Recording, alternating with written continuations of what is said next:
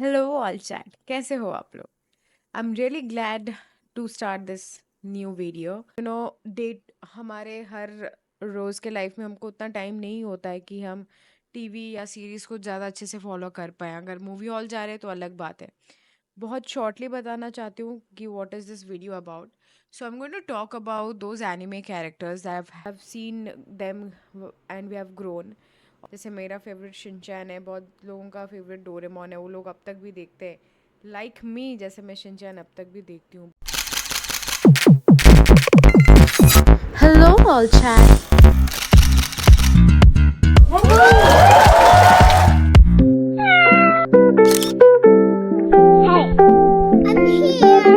But क्या आपको ये पता है कि उनके पीछे भी रियल लाइफ स्टोरीज है? देर आर वेरियस क्लेम्स कि मे बी ये मिथ भी हो सकती है, बट मुझे जितना पता है, ये स्टोरी जो जापानीज मैंगा क्रिएट हुआ था, ये एक रियल इंसिडेंट को लेके क्रिएट हुआ था। शिनचैन, जिसका नाम असली नाम है शिनोशुके नोहारा, वो सच में एक नोहारा फैमिली से था जापान में। और वो एक्चुअली ऐसे शरारती था, उसके बहुत ऐसे नटखट किस्से हैं। Is a story where he dies saving his sister. Now a lot of people know this already कि वो मर जाता है उसकी बहन को बचाते बचाते। बट उस दिन एग्जैक्टली क्या हुआ था? मिसाई को शॉपिंग बहुत पसंद है, we all know, and even groceries वगैरह भी मिसाई ही जाके खरीदती है, बिकॉज हैरी को उतना टाइम नहीं होता। अगर किसी ने कॉन्स्टेंटली कार्टून देखा होगा उसको उतना आइडिया होगा। ये बैकग्राउंड में चलता रहता है, but this is how the family goes कि हैरी कमाता है, वो मिसाई को पूरा सैलरी देता है उसका। मिसाई उसको मंथली पॉकेट मनी देती है, जितना उसको खर्चा होगा आने जाने ऑफिस या टिफ़िन अगर इमरजेंसी है तो। बाकी का घर पूरा मिसाई संभालती थी, जो कि शिनचैन की मदर है। एक बार वो हर रोज़ की तरह एक मॉल जाती है जिधर वो शॉपिंग कर रही होती है। उधर वो हिमामारी को एक बेबी क्रेडल पे लेके जाती है, जो कि धीरे धीरे हिमामारी पुश करती है तो वो बाहर की ओर चले जाता है, क्योंकि वो लोग ग्राउंड फ्लोर पे होते हैं, तो वो क्रेडल बाहर चली जाती है। और उधर एक कार उसको हिट करने वाली होती है। शिनचैन पहले से देख लेता है और वो उसको बचाने के लिए भागता है। अनफॉर्चुनेटली वो कार दोनों को हिट करती है और दोनों उधर ही मर जाते हैं। बिकॉज ऑफ कोर्स, पहली बात तो let it be any nation, let it be anything, a mom seeing that children to be dead in front of the eyes से ज़्यादा ट्रैजिक और ज़्यादा दुखी इंसिडेंट कुछ भी नहीं हो सकता। So this takes away मिसाई into a dark phase where वो ट्रॉमा में चली जाती है और वो ऑलमोस्ट क्रेजी एक्टिविटीज़ करती है, वो बहुत याद करती है। And she starts sketching, may be that would make her feel better. तो शी स्टार्ट स्केचिंग एक स्टोरी जिसमें कि अगर शिनचैन ज़िंदा होता और हिमावरी ज़िंदा होते तो वो लोग क्या कर रहे होते, उनके डे टू डे एक्टिविटीज़ कैसे जा रहे होते, नेक्स्ट डे वो उठ के क्या करता, क्या बोलता मिसाई को, क्या बहाने बनाता स्कूल नहीं जाने के लिए, क्या बोलता, कैसे डॉज करता उसके काम में ताकि वो उसके जो फेवरेट हीरो है उसको देख पाए, एक्शन कैमैन को। और फिर खाने के लिए वो क्या क्या नखरे करता, बाहर होटल अगर जाता उनके साथ तो वो क्या ज़िद करता, वो अगर कोई लड़की को देखता तो क्या कमेंट करता, वो अगर उसके दोस्तों के साथ रहता तो कैसे चुलबुली चीज़ें करता। So this is what she started sketching. जितना वो जानती थी अपने बेटे को कि अगर मेरा बेटा अभी ज़िंदा होता तो कैसे होता। और वो ये सब एक क्रेयॉन से बनाएगी उसके एक बुक में, स्क्रैप बुक जो भी बोल सकते हो। जिसने इसको बनाया Yoshito Usui. It is said कि he got to know about this story and he got this journal, क्योंकि मिसाई ने ये जर्नल बना के प्रॉपर कई छोटे मोटे लोकल एरिया में पब्लिश किया था। तो उसने ये जर्नल देखा and he got to know the back story and उसको फिर ये इंटरेस्ट आया। उसने ऑलरेडी एक same series, not same, but अगर शिनचैन किसी ने डीपली फॉलो किया होगा तो वो उसने देखा होगा कि कभी कभी मसाओ और शिनचैन के घर में एक्शन कैमन के अलावा एक दूसरा सीरियल भी आता है जिधर एक नॉटी किड उसके मम्मी को परेशान कर रहा रहता है। तो योशितो उशो की ऑलरेडी एक एनिमेशन होगी जिसमें एक छोटा बच्चा वो ऐसे अपनी मम्मी को परेशान करता होगा, but not exactly like Shinchan. वो एक छोटा कॉन्सेप्ट होगा, ज़्यादा फोकस नहीं होगा उस बच्चे पे, वो बस मतलब जो नन्हे बच्चे जैसे करते हैं वैसे होगा। तो वो ऑलरेडी उससे थोड़ा इंस्पायर्ड होगा क्योंकि उसमें उसको अच्छे रिस्पॉन्स आए होंगे, और when he will get to know about this tragic story he will feel moved, and it said he starts creating this manga. So कितना सच है कितना नहीं, I am not sure, but yes there is a lot of discussion on this on internet, and जो लोग Shinchan lovers हैं उनको तो अच्छे से पता होगा कि मतलब बैक स्टोरी क्या था शिनचैन का। और यू नो सम एक माइंड से कुछ आना, डायलॉग्स हो जाए, कुछ हो जाए, ऑफ कोर्स डायलॉग्स बाद में जो सीरीज़ में स्टार्ट होते हैं वो तो माइंड से ही आया होगा, लेकिन कौन सा पैटर्न फॉलो करना। अ बॉय, शिनचैन को जो जानते हैं, a boy who is actually happy to see nice looking girls, a boy who calls the principal gang leader because he looks like one. So everything can't be prefabricated, there has to be someone जिसका कुछ तो ऐसे quality थे अलग अलग लोगों को लेके, उसके बाद में भी स्टोरीज क्रिएट होंगे जिसमें वो अपना नेचर लेके ही आगे बढ़ा होगा और डायलॉग्स लिखे गए होंगे।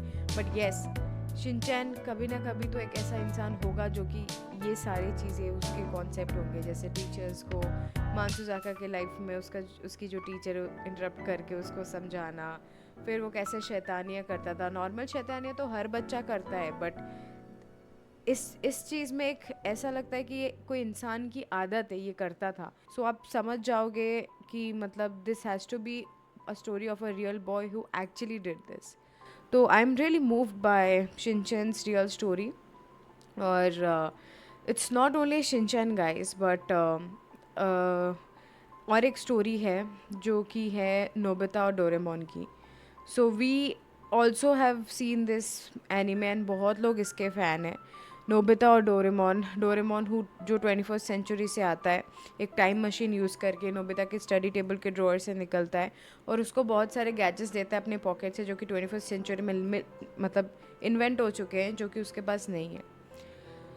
स्टोरी में ये दिखाया गया है कि वो बुली होता है जियान से, सोनियो से, उसके बहुत सारे दोस्त हैं जो उसको कम आंकते हैं, और वो बुली भी होता है। So real story goes where a child is neglected because he slow और एनीथिंग, बट उसके दोस्त भी बुली रहते हैं, तो he is bullied and neglected both. उसके घर में उसकी मम्मी बहुत स्ट्रिक्ट रहती है, जो कि बिकॉज ऑफ हिज सब्जेक्ट में कम आते हैं उसके marks, because is bit weak in his academics, तो वो हमेशा उसको चिल्लाते रहती है। वो उससे बचने के लिए अपने पेपर छुपाता रहता है, एंड दोस्त ऐसे बुली रहते हैं जो लोग कि उसको बहुत परेशान करते हैं। He feels neglected, he starts imagining, that's a figment of his imagination, where he sees Doraemon, जो कि इलेक्ट्रॉनिक बिल्ली है जो 21st सेंचुरी से उसको बचाने आती है ताकि उसको गैजेट्स दे ताकि वो कोप अप कर पाए। द रियल स्टोरी सेज कि उसने ये इमेजिन करना चालू कर दिया था जो कि रियल नहीं था। उसके मम्मी पापा को जब ये चीज़ नोटिस हुआ तो वो लोग लेके उसको डॉक्टर के पास गए थे मेडिकल हेल्प के लिए। डॉक्टर ने रिपोर्ट निकाला that he is schizophrenic, where they hallucinate and see things because of some trauma or some depression, and they believe in that. अगर कोई जाके उनको बोलता है ये चीज़ सही नहीं है, that disturbs them, वो बहुत disturbing हो सकता है, but at the end of the day he is only a kid, right? तो उसके मम्मी पापा चाहते होंगे कि वो चीज़ से निकले, और Japan being very practical nation where लोग बहुत हार्ड वर्किंग होते हैं, लोग बहुत एक्टिव होते हैं, प्रोएक्टिव होते हैं, तो एक दिन ऐसा आता है कि नोबिता को वो चीज़ रियलाइज़ करना पड़ता है कि भाई डोरेमोन जैसा कुछ भी नहीं, it's just a part of your character, because you want to cope up with every one and everything, तो इमेजिन कर रहा है। और जिस दिन ये वो प्रॉपर रियलाइज़ करता है, मतलब वो जानता है कि सबको मतलब ये फील हो रहा है कि ऐसा कुछ भी नहीं, इट्स जस्ट माई इमेजिनेशन, तो वो उस दिन अपनी जान ले लेता है। So this again ends with a death which is again a tragic death. और बिकॉज ये इतना यूनिक केस था, सिजोफ्रेनिक अलग अलग चीज़ हो सकता है, जैसे कोई डर गया किसी से, वो इमेजिन कर रहा है कोई मुझे मारने आ रहा है, कोई मुझे मार देगा, या किसी को हॉरर एक्टिविटीज़ दिखती है, पैरानॉर्मल एक्टिविटीज़ दिखते हैं। There are several stories, but this where a 21st century का रोबोट आपको मिलने आए और आपकी हेल्प करे एंड आपके साथ डे टू डे स्टे करे, was a unique case again which brings attention. जो लोग लिखते हैं तब एनिमे बुक्स और फिर बनाते हैं एनिमे सीरियल्स, तो उसका अटेंशन आता है और वो फिर नोबिता का एक स्टोरी बनाता है वेर ये ट्रैजिक पार्ट नहीं दिखाते बट हैप्पीली कैसे एक मतलब कैसे डोरेमोन उसको हर दिन के चैलेंजेस से बचाता है वो दिखाता है, although he is getting bullied by his friends. So yes guys, ऐसे बहुत सैड स्टोरीज हैं and there are also movies, you know, almost a lot of them are Japanese again, because not demeaning anyone, but a lot of story in Hindi, if you see, they are basically remakes and all. पर Japanese लोगों में मैंने एक चीज़ ये ज़रूर notice की है कि वो लोग ओरिजिनल कॉन्सेप्ट लाते हैं, something that is actually lively and something that has happened, and वो लोग उस चीज़ को फिर आगे लेते हैं. So there are a lot of movies except for all this जो कि सच में हुई हैं, and I will be sharing you the names. अगर आपको मन करे you can go and watch. Movies भी है, सीरीज़ भी है. So there are almost 15 real stories जिस पे बेसिस मूवी हुई है, सब हुए.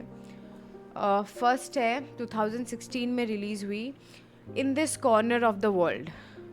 It's a period, or it's a drama that tells the story of a young woman named Suzu who lives in Hiroshima during World War II, again Japan.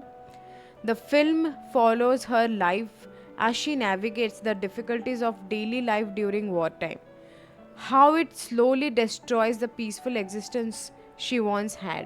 तो world war to के बाद जब Japan में चीज़ें settle होने लगी थी, तब एक लड़की का स्टोरी, जैसे पहले वो खुश थी वो वैसे खुश नहीं हो पाती है, हाउ इट डिस्ट्रॉयज़ वॉर के बाद कैसे वो उसकी पीस डिस्ट्रॉय कर लेते. Unlike Grave of Fireflies, again guys, Grave of Fireflies is again something which is claimed to be based on a true story. Grave of fireflies 1988 में रिलीज़ हुई है और वो इस critically acclaimed anime film that was directed by Isao Takahata and released in 1988.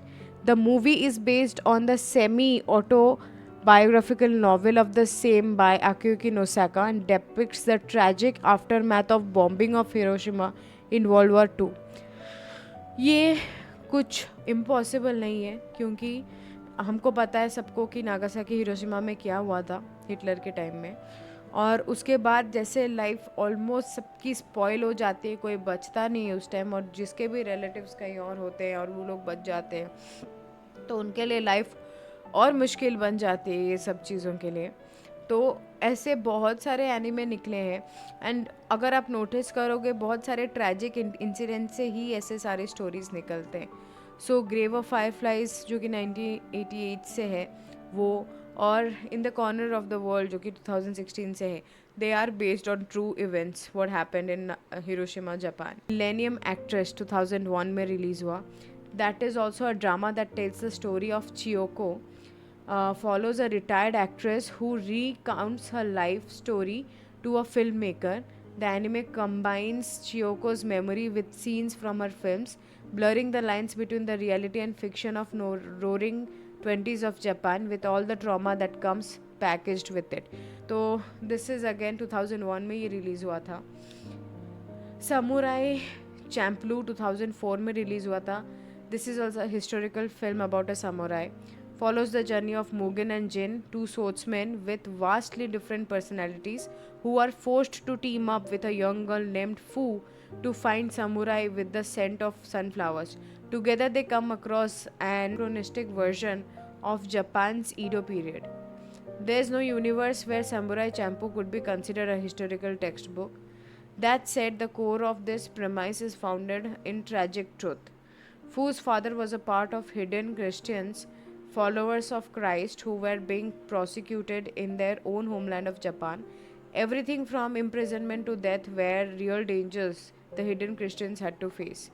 तो ये भी एक लाइव स्टोरी है जिसमें ये लोग समुराई ढूंढने निकलते हैं और इनका टीम ऐसे ही बनता है, दो अलग अलग थिंकिंग के सोर्ट्समैन और एक लड़की फू, जिसके कि पापा बिलीवर हैं और फिर ये लोग फिर तभी बोलते हैं प्रोसिक्यूट हो रहे थे, टॉर्चर हो रहे थे उधर जो भी क्रिश्चियन थे उस टाइम में जापान में।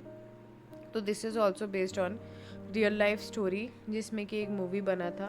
There are lot of animes like miss Hokusai which was released in 2015। ये भी बोला जाता है कि एक ड्रामा है 19th सेंचुरी में, a time when art was flourishing and the artists were highly respected in society. The story showcases the life of Oi, the daughter of famous Japanese artist Hokusai. The anime showcases her struggles as an artist, her relationship with her family, and societal constraints placed on women during Edo period.